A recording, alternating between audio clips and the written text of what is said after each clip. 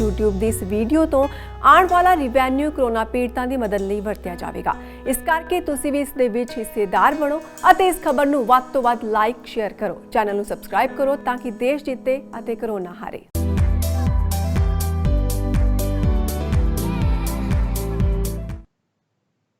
ਸਤਿ ਸ਼੍ਰੀ ਅਕਾਲ, ਤੁਸੀਂ ਦੇਖ ਰਹੇ ਹੋ ਸਾਂਝਾ ਟੀਵੀ। ਮੈਂ ਹਾਂ ਤੁਹਾਡੇ ਨਾਲ ਅਰਸ਼ਦੀਪ। ਅਮਰੀਕਾ ਦੇ ਵਿੱਚ ਜੋ ਕਰੋਨਾ ਵਾਇਰਸ ਦੇ ਕੇਸ ਨੇ ਉਹ ਵੱਧਦੇ ਜਾ ਰਹੇ ਨੇ, ਪਰ ਫਿਰ ਵੀ ਉੱਥੋਂ ਦੀ ਸਰਕਾਰ ਕਹਿ ਰਹੀ ਹੈ, ਡੋਨਾਲਡ ਟਰੰਪ ਕਹਿ ਰਹੇ ਨੇ ਕਿ ਉੱਥੇ ਜੋ ਸਟੇਟਸ ਨੇ ਉਹ ਦੁਬਾਰਾ ਕੰਮ ਕਰਨ ਲਈ ਤਿਆਰ ਨੇ। 35 ਸਟੇਟਸ ਜਿਹੜੀਆਂ ਨੇ ਉਹ ਕਾਨੂੰਨੀ ਤੌਰ ਦੇ ਉੱਤੇ ਜੋ ਆਪਣਾ ਅਧਿਕਾਰਿਕ ਤੌਰ ਤੇ ਕੰਮ ਸ਼ੁਰੂ ਕਰਨ ਦੇ ਲਈ ਤਿਆਰ ਨੇ। ਡਾਕਟਰਸ ਦਾ ਇਸ ਦੇ ਬਾਰੇ ਕੀ ਕਹਿਣਾ ਆ ਕਿ ਇਹ ਸਥਿਤੀ ਸਹੀ ਹੈ ਕੰਮ ਸਹੀ ਕਰਨ ਨੂੰ? ਕਿਹੜੇ ਪ੍ਰਯੋਗ ਹੋ ਰਹੇ ਨੇ, ਕਿਹੜੀਆਂ ਚੀਜ਼ਾਂ ਦੇ ਉੱਤੇ ਜੋ ਇਹ ਵਾਇਰਸ ਨੂੰ ਠੱਲ ਪਾਉਣ ਦੇ ਲਈ ਕੋਸ਼ਿਸ਼ਾਂ ਕੀਤੀਆਂ ਜਾ ਰਹੀਆਂ ਨੇ, ਕਿਹੜੀ ਦਵਾਈ ਕਾਰਗਰ ਸਿੱਧ ਹੋ ਰਹੀ ਹੈ, ਹੋਮਿਓਪੈਥਿਕ ਇਹਦੇ ਲਈ ਕੀ ਕੁਝ ਕਰ ਸਕਦਾ ਜਾਂ ਉੱਥੋਂ ਕੀ ਕੁਝ ਹੋ ਰਿਹਾ ਹੈ, ਇਸ ਸਭ ਬਾਰੇ ਜਾਣਕਾਰੀ ਲੈਣ ਦੇ ਲਈ ਅੱਜ ਫਿਰ ਅਸੀਂ ਅਮਰੀਕਾ ਤੋਂ ਸਾਡੇ ਜਿਹੜੇ ਡਾਕਟਰ ਨੇ ਉਹਨਾਂ ਦੇ ਨਾਲ ਗੱਲਬਾਤ ਕਰ ਰਹੇ ਹਾਂ। ਸੋ ਅੱਜ ਮੇਰੇ ਨਾਲ ਇਸ ਪ੍ਰੋਗਰਾਮ ਦੇ ਵਿੱਚ ਸ਼ਾਮਿਲ ਹੋਣ ਜਾ ਰਹੇ ਨੇ ਡਾਕਟਰ ਹਰਮਿੰਦਰ ਸਿੰਘ ਗਿੱਲ, ਜੋ ਕਿ ਕੈਲੀਫੋਰਨੀਆ ਤੋਂ ਨੇ, ਹੋਮਿਓਪੈਥਿਕ ਡਾਕਟਰ ਨੇ ਤੇ ਹਮੇਸ਼ਾ ਟਾਈਮ ਟੂ ਟਾਈਮ ਸਾਡੇ ਨਾਲ ਅਪਡੇਟਸ ਦਿੰਦੇ ਰਹਿੰਦੇ ਨੇ ਕਿ ਕੀ ਕੁਝ ਹੋ ਰਿਹਾ ਅਮਰੀਕਾ ਦੇ ਵਿੱਚ। ਤੇ ਅੱਜ ਫਿਰ ਉਹਨਾਂ ਦਾ ਸਵਾਗਤ ਕਰ ਲੈਂਦੇ ਹਾਂ। ਸੋ ਡਾਕਟਰ ਗਿੱਲ, ਸਵਾਗਤ ਹੈ ਤੁਹਾਡਾ। ਧੰਨਵਾਦ ਜੀ ਅਰਸ਼ੀ, ਔਰ ਧੰਨਵਾਦ ਆਪਣੇ ਟੀਵੀ ਦਾ। ਜੀ ਬਿਲਕੁਲ। ਤੇ ਕਿੱਦਾਂ ਕੀ ਸਥਿਤੀ ਹੈ, ਕੀ ਅਪਡੇਟਸ ਨੇ ਅਮਰੀਕਾ ਦੇ ਵਿੱਚ ਕਰੋਨਾ ਵਾਇਰਸ ਨੂੰ ਲੈ ਕੇ? ਸਥਿਤੀ ਦਾ ਦਿਨ ਬ ਦਿਨ ਜੀ ਕਈ ਚੰਗੀਆਂ ਖਬਰਾਂ ਆ ਰਹੀਆਂ, ਕੋਈ ਮਾੜੀਆਂ ਖਬਰਾਂ ਆ ਰਹੀਆਂ, ਮਿਕਸਡ ਫੀਲਿੰਗ ਹੈਗੀ ਆ। ਜਦੋਂ ਕਿ ਜਿਸ ਤਰ੍ਹਾਂ ਆਪਾਂ ਆਫ ਦੀ ਏਅਰ ਵੀ ਮੈਂਸ਼ਨ ਕਰ ਰਹੇ ਸੀਗੇ ਵੀ 32 ਸਟੇਟ ਖੋਲ੍ਹਣ ਨੂੰ ਤਿਆਰ ਬੈਠੇ ਆ, ਔਰ ਕਈ ਸਟੇਟਾਂ ਦੇ ਵਿੱਚ ਆ ਜਿਹੜਾ ਫਰਾਈਡੇ ਆਉਣਾ ਹੈਗਾ ਉਦੋਂ ਕੁਛ ਜਿਹੜੀਆਂ ਰਿਸਟ੍ਰਿਕਸ਼ਨਸ ਆ ਈਜ਼ ਕੀਤੀਆਂ ਜਾ ਰਹੀਆਂ। ਤੇ ਜਦੋਂ ਕਿ ਮਿਲੀਅਨ ਦੇ ਕਰੀਬ ਕੇਸਿਸ ਟੋਟਲ, ਮਿਲੀਅਨ ਤੋਂ ਨੰਬਰ ਟੱਪ ਗਿਆ ਹੈਗਾ US ਦੇ ਵਿੱਚ ਟੋਟਲ ਕੇਸਿਸ, ਜਦੋਂ ਕਿ ਗਲੋਬਲੀ 3.2 ਮਿਲੀਅਨ ਦੇ ਕਰੀਬ ਲੋਕੀ ਇਸ ਦੀ ਮਹਾਮਾਰੀ ਦੇ ਮਾਰ ਥੱਲੇ ਆ ਚੁੱਕੇ ਆ। ਤੇ ਜਿਹੜੀਆਂ ਮੌਤਾਂ ਦੀ ਗਿਣਤੀ ਆ ਉਹ ਅਮਰੀਕਾ ਦੇ ਵਿੱਚ ਜਿਹੜੀ ਵੀਅਤਨਾਮ ਵਾਰ ਦੇ ਵਿੱਚ ਜਿੰਨੀਆਂ ਟੋਟਲ ਫੈਟੈਲਿਟੀਜ਼ ਹੋਈਆਂ ਸੀਗੀਆਂ ਉਹਦੇ ਨਾਲੋਂ ਉੱਪਰ ਜਾ ਚੁੱਕੀ ਹੈ। ਤੇ ਚਿੰਤਾ ਦਾ ਵਿਸ਼ਾ ਤਾਂ ਹੈ ਜੀ, ਹਾਲੇ ਤੱਕ ਇਹਦਾ ਕੋਈ ਟ੍ਰੀਟਮੈਂਟ, ਹੁਣ ਥੋੜ੍ਹਾ ਜਿਹਾ ਜਾ ਕੇ ਆਸ ਦੀ ਕਿਰਨ ਲੱਭ ਰਹੀ ਹੈ ਵੀ ਇਹਦਾ ਟ੍ਰੀਟਮੈਂਟ ਲੱਭ ਗਿਆ, ਔਰ ਆਉਂਦੇ ਦਿਨਾਂ ਦੇ ਵਿੱਚ ਉਹ ਟ੍ਰੀਟਮੈਂਟ ਰੈਜਮਨ ਯੂਜ਼ ਕਰਕੇ ਤੇ ਜਿਹੜੇ ਨੰਬਰ ਆਫ ਕੇਸਿਸ ਘਟਣਗੇ। ਪਰ ਜਿਹੜੇ ਨੰਬਰ ਸਾਨੂੰ ਮਿਲ ਰਹੇ ਆ ਉਹ ਇਸ ਕਰਕੇ ਜ਼ਿਆਦਾ ਮਿਲ ਰਿਹਾ ਕਿਉਂਕਿ ਹਰ ਰੋਜ਼, ਕੱਲ੍ਹ ਇਵਨ ਕੈਲੀਫੋਰਨੀਆ ਦੇ ਵਿੱਚ ਕੋਈ 2400 ਨਵੇਂ ਕੇਸਿਸ ਆਏ ਹੈਗੇ ਆ ਜੀ। ਤੇ ਉਹਦਾ ਨੰਬਰ ਇਹੀ ਹੈ ਵੀ ਉਹਦਾ ਰੀਜ਼ਨ ਇਹੀ ਹੈਗਾ ਵੀ ਜਿਹੜੀ ਸਕਰੀਨਿੰਗ ਦਾ ਜਿਹੜਾ ਇਹਨਾਂ ਨੇ ਕ੍ਰਾਈਟੇਰੀਆ ਥੋੜ੍ਹਾ ਜਿਹਾ ਵਧਾਇਆ ਹੈਗਾ। ਜਿਵੇਂ ਜਿੰਨੀ ਜ਼ਿਆਦਾ ਟੈਸਟਿੰਗ ਹੋਊਗੀ, ਜਿੰਨੀ ਜ਼ਿਆਦਾ ਸਕਰੀਨਿੰਗ ਹੋਊਗੀ, ਉਨੀ ਜਲਦੀ ਉਹ ਕੇਸ ਲੱਭੇ ਜਾਣਗੇ, ਜਿਹਦੇ ਕਰਕੇ ਇਹ ਨੰਬਰ ਆਪਾਂ ਨੂੰ ਜ਼ਿਆਦਾ ਦਿਖ ਰਿਹਾ। ਪਰ ਐਟ ਦਾ ਸੇਮ ਟਾਈਮ ਖੋਲ੍ਹਣ ਵਾਸਤੇ ਜਿਹੜਾ ਕ੍ਰਾਈਟੇਰੀਆ ਰੱਖਿਆ ਸੀ ਉਹਦੇ ਵਿੱਚ 2-3 ਕ੍ਰਾਈਟੇਰੀਆ ਸੀਗੇ ਜੀ, ਵੀ ਨੰਬਰ ਆਫ ਹਸਪੀਟਲ ਐਡਮਿਸ਼ਨਸ ਘਟਣੇ ਚਾਹੀਦੇ ਆ 14 ਡੇ ਇਨ ਅ ਰੋ। ਤੇ ਕਈ ਸਟੇਟ ਤਾਂ ਉਹ ਜਿਹੜਾ ਕ੍ਰਾਈਟੇਰੀਆ ਫਾਲੋ ਕਰ ਰਹੇ ਆ, ਜਾਂ ਕ੍ਰਿਟੀਕਲ ਇਲ ਪੇਸ਼ੈਂਟ ਦਾ ਨੰਬਰ, ਜਾਂ ਸਾਡੇ ਕੋਲੇ ਸਟੇਟ ਦੇ ਕੋਲੇ ਰਿਸੋਰਸਿਸ ਕਿੰਨੇ ਹੈਗੇ ਆ ਉਹਦੇ ਹਿਸਾਬ ਨਾਲ ਕਰਕੇ ਕਰ ਰਹੇ ਆ। ਪਰ ਕਈ ਸਟੇਟ ਜਿਹੜੇ ਰਿਪਬਲਿਕਨ ਸਟੇਟ ਹੈ ਜਾਂ ਜਿਨ੍ਹਾਂ ਦੇ ਗਵਰਨਰ ਦੀ ਸਿੱਧੀ ਗੱਲ ਹੈਗੀ ਹੈ ਟਰੰਪ ਸਾਹਿਬ ਨਾਲ, ਉਹ ਕਹਿੰਦੇ ਜੀ ਕੋਈ ਗੱਲ ਨਹੀਂ, ਅਸੀਂ ਖੋਲ ਦਿੰਦੇ ਹਾਂ, ਕੋਈ ਗੱਲ ਨਹੀਂ। ਬਿਲਕੁਲ, ਜਿਵੇਂ ਤੁਸੀਂ ਕਿਹਾ ਕਿ ਬਹੁਤ ਕੁਝ ਹੋ ਰਿਹਾ ਹੈਗਾ ਅਮਰੀਕਾ ਦੇ ਵਿੱਚ, ਹਜੇ ਕੰਡੀਸ਼ਨ ਨਹੀਂ ਹੈਗੀ ਰੀਓਪਨ ਕਰਨ ਦੀ, ਪਰ ਜਿਹੜੀ ਹੈਗੀ ਹੈ ਜੋ ਗਵਰਨਮੈਂਟ ਕਰ ਰਹੀ ਹੈਗੀ ਕੁਝ ਸੋਚ ਸਮਝ ਕੇ ਕਰ ਰਹੀ ਹੋਵੇਗੀ, ਕਿਉਂਕਿ ਹੁਣ ਇੱਥੇ ਬਹੁਤ ਜ਼ਿਆਦਾ ਪਲਾਂਟਸ ਦੇ ਮੀਟ ਪਲਾਂਟਸ ਦੀ ਗੱਲ ਕਰ ਲਈਏ, ਉੱਥੇ ਵੀ ਫੈਲ ਚੁੱਕਿਆ। ਸੋ ਬਹੁਤ ਕੁਝ ਹੋ ਰਿਹਾ। ਜਿਵੇਂ ਤੁਸੀਂ ਪਿਛਲੀ ਗੱਲ ਦੇ ਵਿੱਚ ਮੈਂਸ਼ਨ ਕੀਤਾ ਹੈ ਕਿ ਦਵਾਈ ਦੀ ਥੋੜੀ ਬਹੁਤ ਲੱਭ ਗਈ ਹੈਗੀ, ਕਿਰਨ ਇੱਕ ਆਸ ਦੀ ਜਿਹੜੀ ਜਾਗੀ ਹੈਗੀ ਹੈ। ਸੋ ਟਾਪ ਡਾਕਟਰ ਨੇ ਜਿਹੜੇ ਡਾਕਟਰ ਫਾਊਚੀ, ਉਹਨਾਂ ਨੇ ਕਿਹਾ ਹੈਗਾ ਆ ਕਿ ਜਿਹੜੀ ਇਬੋਲਾ ਵਾਲੀ ਦਵਾਈ ਸੀਗੀ ਉਹ ਵਾਲੀ ਦਵਾਈ ਜਿਹੜੀ ਕਾਮਯਾਬ ਹੋ ਰਹੀ ਹੈਗੀ ਹੈ।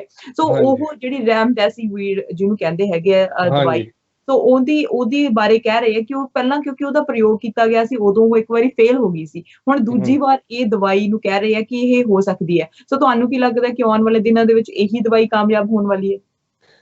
ਕਿਉਂਕਿ ਟਾਈਮ ਟੂ ਟਾਈਮ ਨਾਲ ਜਿਹੜੀਆਂ ਸਟੱਡੀਜ਼ ਕੀਤੀਆਂ ਜਾਂਦੀਆਂ, ਜਿਸ ਤਰ੍ਹਾਂ ਪਹਿਲਾਂ ਕਲੋਰੋਕੁਈਨ ਦੀ ਆਪਾਂ ਗੱਲ ਕੀਤੀ ਸੀ ਪਹਿਲੇ ਐਪੀਸੋਡ ਦੇ ਵਿੱਚ, ਉਹਦੇ ਜਿਹੜੇ ਰਿਜ਼ਲਟ ਉਹਨੇ ਪ੍ਰੋਮਿਸਿੰਗ ਨਹੀਂ ਸੀਗੇ ਜਿੰਨੇ ਇਹਦੇ ਕੰਪੈਟਿਵਲੀ ਇਹਦੇ ਰੈਮਡੇਸਿਵਿਰ ਦੇ ਰਿਜ਼ਲਟ ਆਏ ਆ, ਜਿਹੜੀ ਕਿ ਗਿਲੀਆਡ ਕੰਪਨੀ ਹੈਗੀ ਹੈ, ਸਾਡੇ ਕੈਲੀਫੋਰਨੀਆ ਦੀ ਕੰਪਨੀ ਹੈ, ਬੋਸਟਨ ਸਿਟੀ ਦੀ। ਤੇ ਉਹ ਕੰਪਨੀ ਦੀ ਜਿਹੜੀ ਹੈਗੀ ਆ ਉਹਦੇ ਜਿਹੜੇ ਰਿਜ਼ਲਟਸ ਆਏ ਆ, ਜਿਹੜਾ ਇੱਕ 골ਡ ਸਟੈਂਡਰਡ ਹੁੰਦਾ ਜੀ, ਰੈਂਡਮਾਈਜ਼ ਸਟੱਡੀ, ਰੈਂਡਮਾਈਜ਼ ਕੰਟਰੋਲ ਸਟੱਡੀ, ਉਹ 골ਡ ਸਟੈਂਡਰਡ ਹੈਗਾ ਕਿਸੇ ਵੀ ਦਵਾਈ ਨੂੰ ਮਾਰਕੀਟ ਦੇ ਵਿੱਚ ਲਿਆਉਣ ਲਈ। ਉਹ ਕਾਫੀ ਇੰਟੈਂਸਿਵ ਸਟੱਡੀ ਹੁੰਦੀ ਹੈ, ਉਹਦੇ ਵਾਸਤੇ ਕਾਫੀ ਧਿਆਨ ਰੱਖਿਆ ਪੈਂਦਾ, ਅਤੇ ਕਾਫੀ ਉਹ ਪਾਪੂਲੇਸ਼ਨ ਨੂੰ ਉਹ ਦਵਾਈ ਦਿੱਤੀ ਜਾਂਦੀ ਹੈ, ਕੰਪੇਅਰ ਕੀਤੀ ਜਾਂਦੀ ਹੈ ਵੀ ਪਲੈਸੀਬੋ ਜਿਹਦੇ ਵਿੱਚ ਖਾਲੀ ਕੋਈ ਦਵਾਈ ਨਹੀਂ ਹੁੰਦੀ, ਉਹਦੇ ਨਾਲ ਕੰਪੇਅਰ ਕਰਕੇ। ਅਤੇ ਉਹ ਜਿਹੜੇ ਰਿਜ਼ਲਟ ਉਹਦੇ ਮਿਲੇ ਆ ਉਹ ਪ੍ਰੋਮਿਸਿੰਗ ਮਿਲੇ ਆ। ਉਹ ਇਹ ਕਿਹਾ ਜਾ ਰਿਹਾ ਵੀ ਉਹ ਜਿਹੜੇ ਪਹਿਲਾਂ 14 ਤੋਂ 17 ਦਿਨ ਉਹਨੂੰ ਠੀਕ ਹੋਣ ਨੂੰ ਮਰੀਜ਼ ਨੂੰ ਲੱਗਦੇ ਸੀ, ਜਿਹੜੇ ਗਰੁੱਪ ਨੂੰ ਇਹ ਦਵਾਈ ਦਿੱਤੀ ਗਈ ਹੈ, ਉਹਨਾਂ ਦਾ ਜਿਹੜਾ ਰਿਕਵਰੀ ਪੀਰੀਅਡ ਸੀਗਾ ਉਹ 17 ਤੋਂ ਘੱਟ ਕੇ 11 ਜਾਂ 12 ਤੇ ਆ ਗਿਆ। ਦੈਟ ਮੀਨਸ ਗੁੱਡ ਕੰਟਰੋਲ ਜਿਹੜਾ ਵੀ ਉਹ ਸ਼ਾਰਟਨ ਕਰ ਰਹੀ ਹੈ ਉਹਦੇ ਪੀਰੀਅਡਸ ਨੂੰ। ਅਤੇ ਸੈਕੰਡਲੀ ਜਿਹੜੀ ਮੋਰਟੈਲਿਟੀ ਰੇਟ ਸੀਗਾ, ਜਿਨ੍ਹਾਂ ਨੂੰ ਉਹ ਨਹੀਂ ਕੋਈ ਦਵਾਈ ਦਿੱਤੀ ਗਈ ਸੀ, ਉਹਨਾਂ ਦਾ 11% ਸੀਗਾ, ਅਤੇ ਇਹਦੇ ਨਾਲ ਜਿਹੜਾ 8% ਬੈਟਰ ਹੋਇਆ।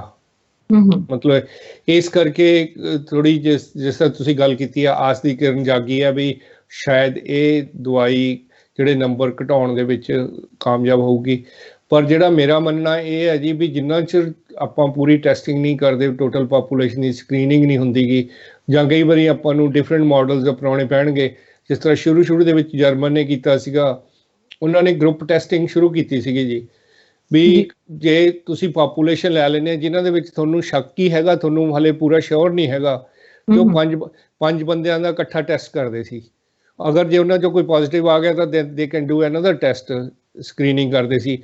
ਉਹਦੇ ਨਾਲ ਤੁਸੀਂ ਜ਼ਿਆਦਾ ਤੋਂ ਜ਼ਿਆਦਾ ਪਾਪੂਲੇਸ਼ਨ ਨੂੰ ਕਰ ਸਕਦੇ ਹੋ ਟੈਸਟ। ਅਤੇ ਸੈਕੰਡਲੀ ਜਿਹੜਾ ਆਪਾਂ ਨੂੰ ਹੈਗਾ ਵੀ ਇਕੱਲਾ ਟੈਸਟਿੰਗ ਹੀ ਨਹੀਂ, ਲੋਕਾਂ ਨੂੰ ਐਂਟੀਬਾਡੀਜ਼ ਵਾਸਤੇ ਵੀ ਚੈੱਕ ਕਰਨਾ ਪਊਗਾ, ਕਿਉਂਕਿ ਉਹ ਇਸ ਲੌਂਗ ਵੇ ਟੂ ਗੋ। ਜੇ ਆਪਾਂ ਖੋਲ੍ਹਣਾ ਜਿਹੜੇ ਜਾਂ ਫਰੰਟ ਲਾਈਨ 'ਤੇ ਹੈਗੇ ਆ, ਜਾਂ ਜਿਹੜੇ ਬਿਜ਼ਨਸਿਸ ਆ, ਜਾਂ ਜਿਹੜੇ ਇੰਪਲੋਈਜ਼ ਆ, ਅਗਰ ਉਹਨਾਂ ਨੂੰ ਇਮਿਊਨਿਟੀ ਕ੍ਰੀਏਟ ਹੋ ਚੁੱਕੀ ਹੈ, they are at less likely to suffer it again.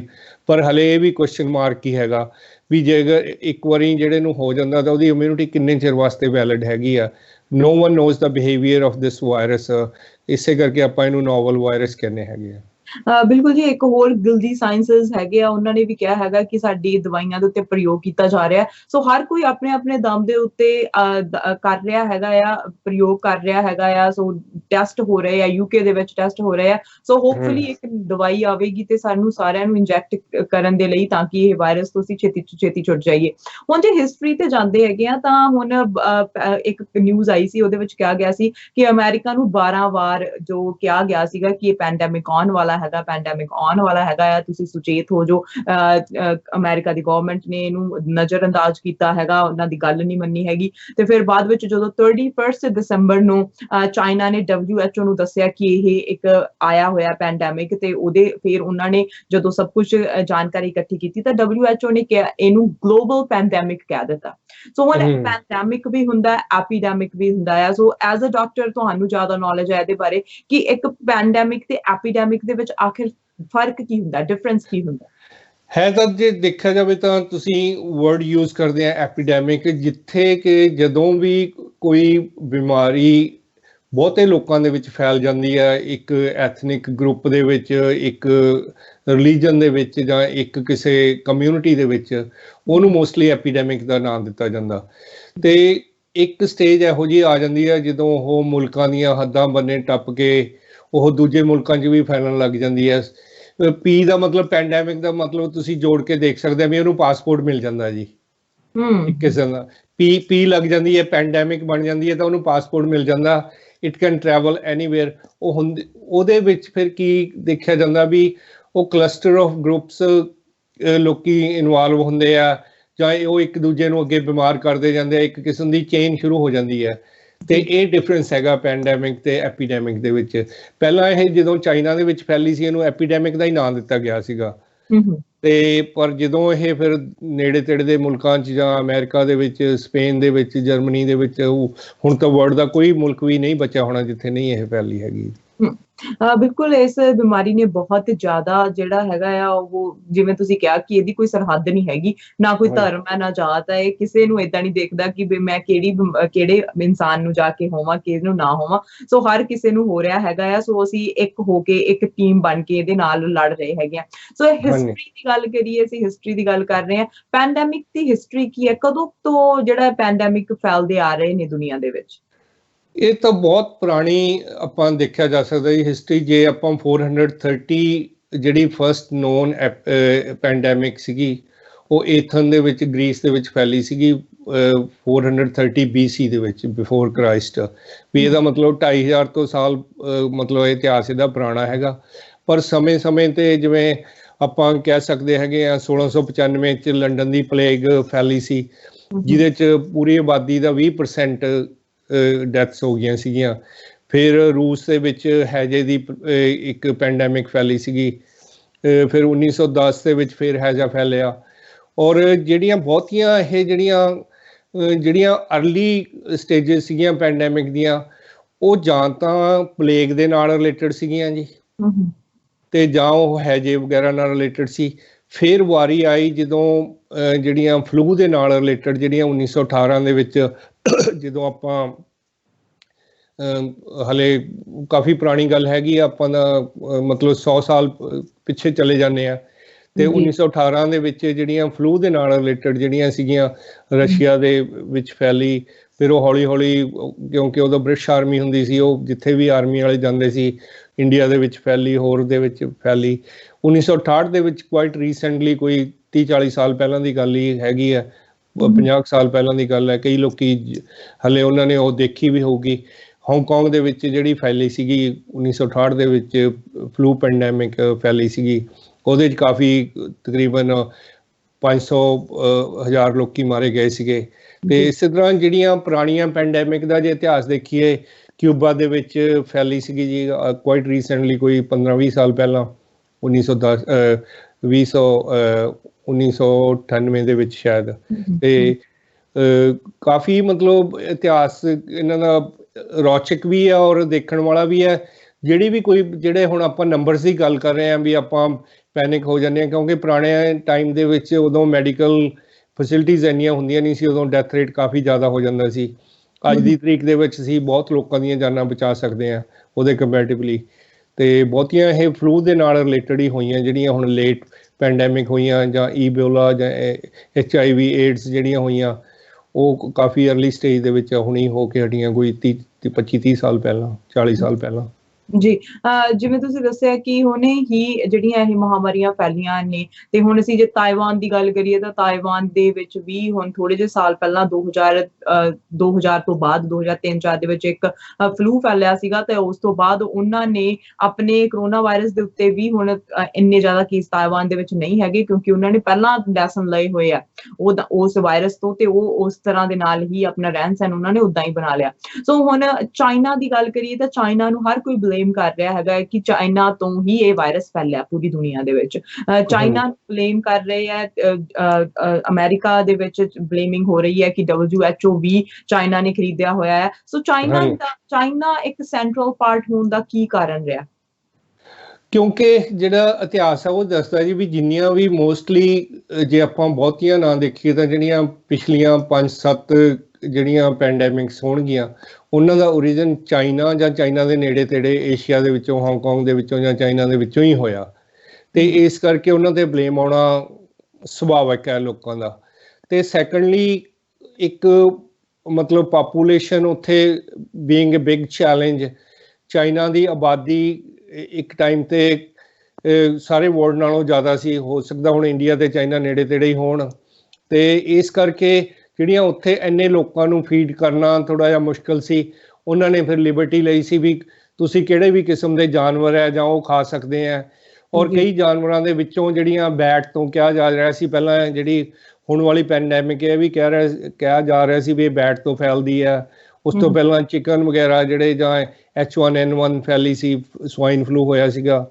ਮਤਲਬ ਉੱਥੇ ਆਬਾਦੀ ਜ਼ਿਆਦਾ ਹੋਣ ਕਰਕੇ ਉਹਨਾਂ ਦੀ ਮਜਬੂਰੀ ਸੀ ਵੀ ਉਹ ਕਿਸ ਕਿਸਮ ਦਾ ਵੀ ਜਾਨਵਰ ਖਾਣਾ ਉਹਨਾਂ ਨੂੰ ਪੈਂਦਾ।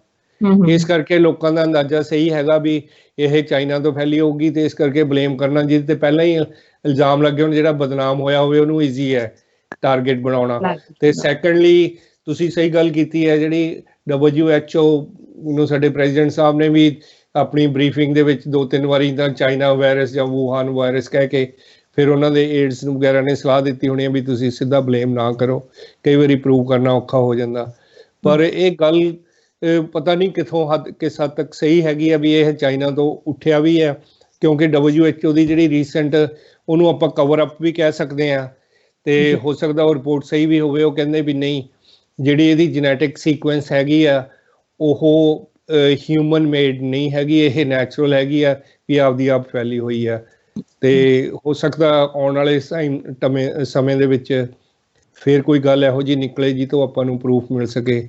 ਪਰ ਜਿਹੜੀ ਇੱਕ ਬੁੱਕ ਆ ਰਹੀ ਹੈਗੀ ਆ ਜੀ, ਵੂਹਾਨ ਡਾਇਰੀ, ਇੱਕ ਕੋਈ ਚਾਈਨਾ ਦੀ ਲੇਡੀ ਹੈਗੀ ਆ, ਉਹ ਵੂਹਾਨ ਸਿਟੀ ਦੀ ਰਹਿਣ ਵਾਲੀ ਹੈ, 64 ਈਅਰ ਓਲਡ ਹੈ, ਤੇ ਉਹਨੇ ਆਪਣੀ ਬੁੱਕ ਦੇ ਵਿੱਚ ਕਾਫੀ ਕੁਛ ਦੱਸਣ ਦੀ ਕੋਸ਼ਿਸ਼ ਕੀਤੀ ਹੈਗੀ ਆ। ਲੈਟਸ ਵੇਟ ਫॉर दैट ਵੀ ਕੀ ਉਹਦੇ ਵਿੱਚੋਂ ਨਤੀਜੇ ਨਿਕਲਦੇ ਆ। ਬਿਲਕੁਲ, ਜਿੱਦਾਂ ਹੁਣ ਮਾਈਕ ਪੋਂਪੀਓ ਦੀ ਗੱਲ ਕਰੀਏ ਤਾਂ ਉਹਨਾਂ ਦਾ ਵੀ ਕਹਿਣਾ ਹੈਗਾ ਕਿ ਚੀਨ ਦੇ ਵਿੱਚ ਜਿਹੜੀਆਂ ਲੈਬਸ ਅਜੇ ਵੀ ਚੱਲ ਰਹੀਆਂ ਨੇ, ਇੱਕ ਅਨਨੋਨ ਸਿਕਿਉਰਿਟੀ ਉਹਨਾਂ ਨੂੰ ਸਿਕਿਉਰਿਟੀ ਦੇ ਰਹੀ ਹੈ। ਸੋ ਅੱਜ ਉਹਨਾਂ ਨੇ ਵਿਸ਼ੇਸ਼ ਟੀਮ ਦੀ ਵੀ ਮੰਗ ਕੀਤੀ ਸੀ ਕਿ ਸਾਡੀ ਟੀਮ ਭੇਜੀ ਜਾਵੇ। ਸੋ ਚਾਈਨਾ ਨੇ ਮਨਾ ਕਰ ਦਿੱਤਾ ਸੀ ਕਿ ਅਸੀਂ ਚੀਨ ਤੋਂ ਜਿਹੜੀ ਟੀਮ ਨਹੀਂ ਮੰਗਵਾਉਣੀ। ਸੋ ਬਹੁਤ ਕੁਝ ਹੋ ਰਿਹਾ ਹੈਗਾ ਆ। ਹੁਣ ਸਭ ਕੁਝ ਜੋ ਕੁਝ ਸਾਹਮਣੇ ਆਵੇਗਾ, ਜੋ ਵੀ ਕੁਝ ਇਨਵੈਸਟੀਗੇਸ਼ਨਸ ਹੋਣਗੀਆਂ ਉਹਨਾਂ ਤੋਂ ਬਾਅਦ ਪਤਾ ਲੱਗੇਗਾ। ਪਰ ਡਾਕਟਰੀ ਪੱਖ ਦੇ ਤੋਂ ਤੁਸੀਂ ਸਾਨੂੰ ਗਾਈਡਲਾਈਨਸ ਹਮੇਸ਼ਾ ਦਿੰਦੇ ਰਹਿੰਦੇ ਹੋ। ਬ੍ਰੇਕ ਦੇ ਲਈ ਰੁਕਦੇ ਹਾਂ ਤੇ ਬ੍ਰੇਕ ਤੋਂ ਬਾਅਦ ਵਾਪਸ ਆਵਾਂਗੇ ਤੇ ਗੱਲਬਾਤ ਇਦਾਂ ਹੀ ਜਾਰੀ ਰੱਖਾਂਗੇ। ਸ਼ੋਰ।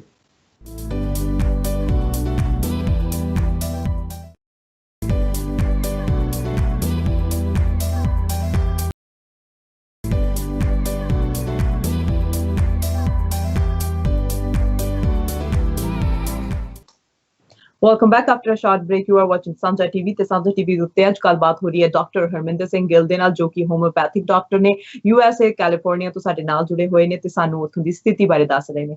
ਸੋ ਡਾਕਟਰ ਗਿੱਲ, ਬ੍ਰੇਕ ਤੋਂ ਪਹਿਲਾਂ ਤੁਸੀਂ ਸਾਨੂੰ ਪੈਂਡੈਮਿਕ ਦੇ ਬਾਰੇ ਦੱਸਿਆ, ਐਪੀਡੈਮਿਕ ਦੇ ਬਾਰੇ ਦੱਸਿਆ। ਸੋ ਇਸ ਬਿਮਾਰੀ ਨੂੰ ਲੈ ਕੇ ਹੁਣ ਹੋਮਿਓਪੈਥਿਕ ਦੀ ਜੇ ਗੱਲ ਕਰੀਏ ਤੇ ਹੋਮਿਓਪੈਥੀ ਵੀ ਜਿਹੜੀ ਕਾਰਗਰ ਸਿੱਧ ਹੁੰਦੀ ਹੈ। ਜਿਹੜੇ ਲੋਕ ਹੋਮਿਓਪੈਥੀ ਖਾਂਦੇ ਆ ਉਹ ਦੂਜੀ ਦਵਾਈ ਵੱਲ ਜਾਂਦੇ ਨਹੀਂ ਹੈਗੇ, ਕਿਉਂਕਿ ਇਹ ਥੋੜੀ ਜਿਹੀ ਕਹਿੰਦੇ ਇਹਦਾ ਇਫੈਕਟ ਸਲੋ ਹੁੰਦਾ ਪਰ ਜ਼ਿਆਦਾ ਸਮੇਂ ਦੇ ਲਈ ਹੁੰਦਾ, ਜ਼ਿਆਦਾ ਟਾਈਮ ਦੇ ਲਈ ਹੁੰਦਾ, ਉਮਰ ਭਰ ਦੇ ਲਈ ਹੁੰਦਾ। ਸੋ ਇਦਾਂ ਦੀਆਂ ਪੈਂਡੈਮਿਕਸ ਜਦੋਂ ਆਉਂਦੀਆਂ ਨੇ ਤਾਂ ਜਿਹੜੀ ਹੋਮਿਓਪੈਥਿਕ ਹੈ ਉਹ ਕਿਸ ਤਰ੍ਹਾਂ ਹੈਲਪ ਕਰਦੀ ਹੈ, ਉਹ ਕਿੱਦਾਂ ਦਾ ਰੋਲ ਨਿਭਾਉਂਦੀ ਹੈ ਆਪਦਾ?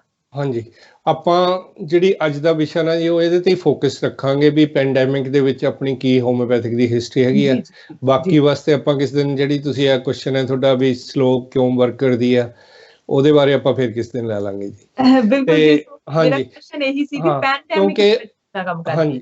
ਹਾਂਜੀ, ਕਿਉਂਕਿ ਟਾਈਮ ਟੂ ਟਾਈਮ ਜਿਹੜੀ ਹਿਸਟਰੀ ਆ ਉਹ ਇਹ ਦੱਸ ਰਹੀ ਆ, ਔਰ ਜਿਹੜਾ ਅਵੇਲੇਬਲ ਮੈਡੀਕਲ ਰੈਕਡ ਹੈ ਜਾਂ ਸਟੈਟਿਕਸ ਹੈਗੀ ਆ ਉਹ ਉਹਨੇ ਪ੍ਰੂਵ ਕਰ ਦਿੱਤਾ ਟਾਈਮ ਟੂ ਟਾਈਮ। ਪਿਛਲੇ ਆਪਾਂ ਜੇ 100 ਸਾਲ ਦਾ ਜਾਂ ਉਸ ਤੋਂ ਵੀ ਪਿੱਛੇ ਜਾਈਏ, ਜਦੋਂ ਹੋਮਿਓਪੈਥੀ US ਦੇ ਵਿੱਚ ਜਾਂ ਯੂਰਪ ਦੇ ਵਿੱਚ ਅੱਜ ਨਾਲੋਂ ਵੀ ਜ਼ਿਆਦਾ ਪਪੂਲਰ ਹੁੰਦੀ ਸੀਗੀ, ਤੇ ਉਹਨਾਂ ਟਾਈਮਾਂ 'ਤੇ ਵੀ ਹੋਮਿਓਪੈਥੀ ਦੀ ਵਰਤੋਂ ਕੀਤੀ ਜਾਂਦੀ ਰਹੀ ਹੈ। ਪਰ ਅੱਜ ਦੇ ਜ਼ਮਾਨੇ ਦੇ ਵਿੱਚ ਹਰ ਕੋਈ ਜਿਸ ਤਰ੍ਹਾਂ ਤੁਸੀਂ ਗੱਲ ਕੀਤੀ ਹੈ ਕੁਇਕ ਰਿਜ਼ਲਟਸ ਭਾਲਦਾ, ਤੇ ਹੋਮਿਓਪੈਥੀ ਦੀ ਪੋਪੂਲੈਰਿਟੀ ਥੋੜ੍ਹੀ ਜਿਹੀ ਘਟਣ ਕਰਕੇ ਉਹਨੂੰ ਮੇਨ ਸਟ੍ਰੀਮ ਤੋਂ ਥੋੜ੍ਹਾ ਜਿਹਾ ਇੱਕ ਪਾਸੇ ਨੂੰ ਧੱਕ ਦਿੱਤਾ ਗਿਆ, ਤੇ ਉਹਨੂੰ ਕੰਪੇਅਰ ਕਰਕੇ ਉਹਨਾਂ ਨਹੀਂ ਦੇਖਿਆ ਜਾ ਰਿਹਾ।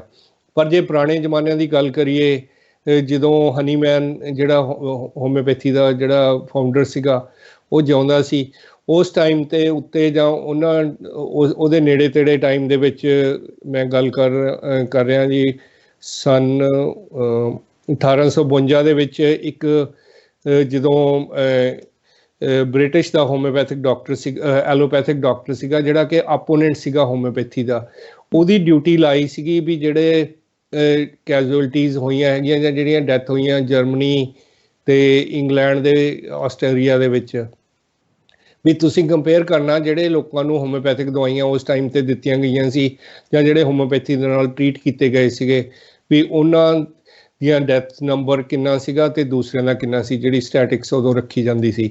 ਤੇ ਉਹਦੀ ਫਾਈਂਡਿੰਗ ਦੇ ਮੁਤਾਬਿਕ ਜਿਹੜੇ 32,655 ਕੇਸ ਹੋਮਿਓਪੈਥੀ ਨਾਲ ਟਰੀਟ ਕੀਤੇ ਗਏ ਸੀ, ਉਹਨਾਂ ਦੇ ਵਿੱਚ ਜਿਹੜਾ ਮੋਰਟੈਲਿਟੀ ਰੇਟ ਸਿਰਫ 4.4% ਸੀਗਾ ਤੇ ਜਦੋਂ ਕਿ 1 ਲੱਖ ਤੋਂ ਉੱਪਰ 1,19,630 ਲੋਕੀ ਜਿਨ੍ਹਾਂ ਨੂੰ ਐਲੋਪੈਥਿਕ ਦਵਾਈਆਂ ਦਿੱਤੀਆਂ ਗਈਆਂ ਸੀ ਉਹਨਾਂ ਦਾ ਮੋਰਟੈਲਿਟੀ ਰੇਟ 11% ਸੀਗਾ। ਤੇ ਇਸੇ ਤਰ੍ਹਾਂ ਜਿਹੜੀਆਂ ਹੈਜੇ ਦੇ ਵਿੱਚ ਜਿਹੜੀਆਂ ਐਪੀਡੈਮਿਕ ਇੰਡੀਆ ਦੇ ਵਿੱਚ ਜਿਹਨਾਂ ਮੁਲਕਾਂ ਦੇ ਵਿੱਚ ਕਾਫੀ ਪਾਪੂਲਰ ਸੀਗੀ ਉੱਥੇ ਸਟੇਟ ਗਵਰਨਮੈਂਟ ਦੀਆਂ ਰਿਕਮੈਂਡੇਸ਼ਨ ਰਹੀਆਂ ਔਰ ਇਸ ਵਾਰੀ ਵੀ ਕੀ ਹੋਇਆ ਹੈਗਾ ਇੰਡੀਆ ਦੇ ਵਿੱਚ ਉਹਨਾਂ ਨੇ ਰਿਕਮੈਂਡੇਸ਼ਨ ਦਿੱਤੀਆਂ ਸੀ ਔਰ ਕਈ ਜਿਹੜੀਆਂ ਨਾਨ ਪ੍ਰੋਫਿਟ ਆਰਗੇਨਾਈਜੇਸ਼ਨਾਂ ਉਹਨਾਂ ਨੇ ਆਫਰ ਵੀ ਕੀਤਾ ਸੀ। ਜਿਸ ਤਰ੍ਹਾਂ ਬਜਾਜ ਦੀ ਮੈਂ ਐਗਜ਼ਾਮਪਲ ਦਿੱਤੀ ਸੀ ਲਾਸਟ ਟਾਈਮ ਆਪਾਂ ਗੱਲ ਕੀਤੀ ਸੀ, ਬਜਾਜ ਸਕੂਟਰ ਵਾਲਿਆਂ ਨੇ ਉਹਦਾ ਜਿਹੜਾ ਓਨਰ ਹੈਗਾ ਓਨਰ ਪੰਕਜ ਬਜਾਜ ਉਹਨੇ ਕਾਫੀ ਸਾਰੀ ਮਤਲਬ ਇੰਡੀਆ ਦੀ ਪਾਪੂਲੇਸ਼ਨ ਵਾਸਤੇ ਹੋਮਿਓਪੈਥਿਕ ਦਵਾਈ ਜਿਹੜੀ ਕੈਂਫਰ ਹੈਗੀ ਆ ਰਿਕਮੈਂਡਡ ਸੀਗੀ ਪ੍ਰੀਵੈਂਟ ਕਰਨ ਵਾਸਤੇ ਉਹ ਆਫਰ ਕੀਤੀ ਸੀ ਵੀ ਮੈਂ ਆਪਣੇ ਖਰਚੇ 'ਤੇ ਸਾਰੇ ਪਾਪੂਲੇਸ਼ਨ ਨੂੰ ਦੇਣ ਨੂੰ ਤਿਆਰ ਹਾਂ ਅਗਰ ਗੌਰਮੈਂਟ ਅਲਾਓ ਕਰੇ ਤਾਂ। ਅਤੇ ਟਾਈਮ ਟੂ ਟਾਈਮ ਮਤਲਬ ਇਹਦੀਆਂ ਐਗਜ਼ਾਮਪਲਸ ਹੋਰ ਦਿੱਤੀਆਂ ਜਾ ਸਕਦੀਆਂ ਜਿਸ ਤਰ੍ਹਾਂ ਰੀਸੈਂਟਲੀ ਕਿਊਬਾ ਸਾਥੋਂ ਬਹੁਤਾ ਦੂਰ ਨਹੀਂ ਹੈਗਾ ਮੁਲਕ, ਕੈਨੇਡਾ ਤੇ ਲੋਕੀ ਆਮ ਜਾਂਦੇ ਰਹਿੰਦੇ ਆ ਤੇ ਫਲੋਰੀਡਾ ਤੋਂ ਤਾਂ ਉਹ ਬਿਲਕੁਲ ਹੀ ਸਮੁੰਦਰ ਦੇ ਦੂਸਰੇ ਪਾਸੇ ਆ। ਉੱਥੇ ਹੋਮਿਓਪੈਥੀ ਕਾਫੀ ਪਾਪੂਲਰ ਹੈਗੀ ਆ ਤੇ ਉੱਥੇ ਇੱਕ ਫਿਨਲੀ ਇੰਸਟੀਚਿਊਟ ਹੈਗੀ ਆ ਜਿਹੜੀ ਕਿ ਬਣਾਉਂਦੀ ਹੈਗੀ ਆ ਵੈਕਸੀਨਸ ਵਗੈਰਾ ਬਣਾਉਂਦੀ ਹੈ ਜਿਸ ਤਰ੍ਹਾਂ ਇੱਥੋਂ ਦੀਆਂ ਵੱਡੀਆਂ ਕੰਪਨੀਆਂ ਬਣਾਉਂਦੀਆਂ। ਉਹਨਾਂ ਨੇ 2004 ਤੋਂ ਲੈ ਕੇ 2010 ਤੱਕ ਜਿਹੜਾ ਟਾਈਮ ਸੀਗਾ ਜਦੋਂ ਉੱਥੇ ਫੈਲਣ ਦਾ ਖਤਰਾ ਸੀਗਾ ਜਿਹੜੀ ਮਤਲਬ ਚੂਹਿਆਂ ਦੇ ਕੋਲ ਫੈਲਦੀ ਹੈ ਇੱਕ ਬਿਮਾਰੀ ਪਲੇਗ ਵਰਗੀ ਹੁੰਦੀ ਹੈ ਬਲਬੋਨਿਕ ਪਲੇਗ ਕਹਿੰਦੇ ਆ ਉਹਨੂੰ, ਉਹਦੇ ਵਿੱਚ 90% ਜਿਹੜੀ ਪਾਪੂਲੇਸ਼ਨ ਸੀਗੀ ਉਹਨਾਂ ਦੀ ਟੋਟਲ ਪਾਪੂਲੇਸ਼ਨ ਨੂੰ ਹੋਮਿਓਪੈਥਿਕ ਪ੍ਰੋਫਾਈਲੈਕਸਿਸ ਦਿੱਤੀ ਸੀਗੀ। ਤੇ ਉਹਨਾਂ ਨੇ ਉਸ ਕਈ ਕੇਸਿਸ ਦੇ ਵਿੱਚ ਜਿਨ੍ਹਾਂ ਦੇ ਵਿੱਚ ਜਿਹੜੀ ਪਾਪੂਲੇਸ਼ਨ ਨੂੰ ਦਿੱਤੀ ਗਈ ਸੀ 67% ਜਿਹੜੇ ਲੈਸ ਕੇਸਿਸ ਪਾਏ ਗਏ ਸੀਗੇ। ਹੋਰ ਵੀ ਕ੍ਰੈਡੀਬਿਲਿਟੀ ਤਾਂ ਕਈ ਹੈਗੀਆਂ ਪਰ ਜਦੋਂ ਕਿਸੇ ਚੀਜ਼ ਦਾ ਨਾਂ ਆਉਂਦਾ ਵੀ ਹੋਮਿਓਪੈਥੀ ਵਧੀਆ ਕੰਮ ਕਰਦੀ ਆ ਉਦੋਂ ਸਾਨੂੰ ਪਿੱਛੇ ਕਰ ਦਿੱਤਾ ਜਾਂਦਾ ਤੇ ਉਦੋਂ ਦੂਸਰੇ ਕ੍ਰੈਡਿਟ ਲੈ ਜਾਂਦੇ ਆ। ਹੁਣ ਵੀ ਅਗਰ ਇਹਦੇ ਤੇ ਮੈਨੂੰ ਹਲੇ ਵੀ ਮੈਨੂੰ ਸ਼ੋਰ ਹੈਗਾ ਵੀ ਅਗਰ ਜਿਹੜੇ ਹੋਮਿਓਪੈਥਿਕ ਪ੍ਰੋਫਾਈਲੈਕਸਿਸ ਲੈਣ ਵਾਲੇ ਲੋਕ ਹੈ ਉਹਨਾਂ ਦਾ ਨੰਬਰ ਕੱਢਿਆ ਜਾਵੇ ਤਾਂ ਹੋ ਸਕਦਾ ਉਹ ਹੈਲਥੀ ਨੰਬਰ ਹੋਵੇ ਦੂਸਰਿਆਂ ਦੇ ਕੰਪੈਟੇਬਲੀ ਜਿਨ੍ਹਾਂ ਨੂੰ ਨਹੀਂ ਉਹ ਦਿੱਤੇ ਗਏ।